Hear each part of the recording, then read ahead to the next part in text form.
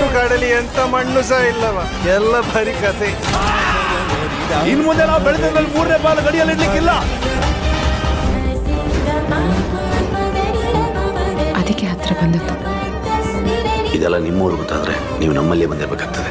ನಮ್ಮ ಯುವರಾಣಿಯೊಟ್ಟಿಗೆ ಇರೋದು ನೋಡಿದರೆ ನಿಮ್ಮ ಸಿಂಹಾಸನದ ಮೇಲೆ ಕೂರುವ ಹಾಗೆ ಕಾಣ್ತಾ ಉಂಟು.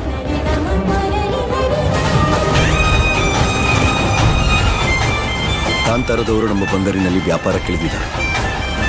ಬಾಂಗ್ರಕ್ಕೆ ಯಾರು ಕರ್ಕೊಂಡು ಬಂದದ್ದು ನಿಮ್ಮನ್ನು?